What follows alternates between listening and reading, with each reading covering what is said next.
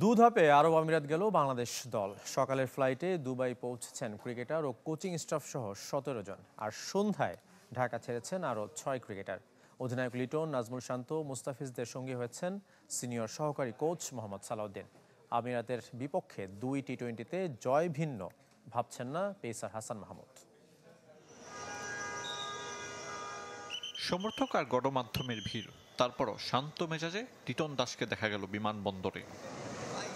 টি-20 নেতৃত্ব পাওয়া এলকেডির দায়িত্ব আরও বেড়েছে। তুলনায় ছোট দল আরব আমিরাত, তবে লিটনের জন্য দায়িত্বের ভার বড়। অধিনায়কত্ব ছেড়ে দেয়া নাজমুল শান্তর জন্য চ্যালেঞ্জ রানে ফেরা। ঘরোয়া লিগের অপ্রিয় ঘটনাগুলো ভুলে আন্তর্জাতিক ক্রিকেটে মনোযোগী হবেন তাওহিদ হৃদয়। লিটন শান্ত হৃদয়, মুস্তাফিজ সৌম্য, শরীফুল। নগদ পেমেন্টে 500 টাকা পর্যন্ত ক্যাশব্যাক, আর লেনদেনে প্রতিদিন ডিপ ফ্রিজ এবং ঘন্টায় ঘন্টায় এসি টিভি সহ দারুণ সব গিফট। সন্ধ্যার ফ্লাইটে ঢাকা ছেড়েছেন সিনিয়র সহকারী কোচ সালাউদ্দিনও তাদের সঙ্গী। এর আগে প্রথম বহরে আমিরাত পৌঁছেছেন ক্রিকেটার ও কোচিং স্টাফ সহ 17 জন। তানজিদ তামিম, তানজিম সাকিব, নাহিদ রানা, পারভেজ ইমন, রিশাদ, জাকের আলী, শেখ মেহেদী, শামীম পাটোয়ারি, তানবীর ইসলাম ও হাসান মাহমুদের মতো ক্রিকেটাররা সকালে ঢাকা ছেড়েছিলেন।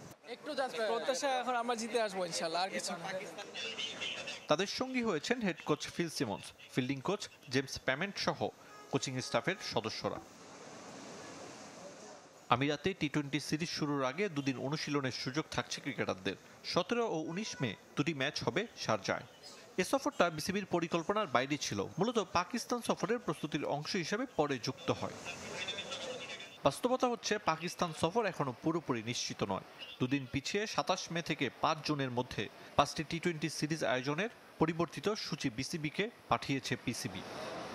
সফরের ব্যাপারে ইতিবাচক বোর্ড এখনো সরকারি সবুজ সংকেতের অপেক্ষায়। আরিফুল ইসলাম, চ্যানেল 24, ঢাকা।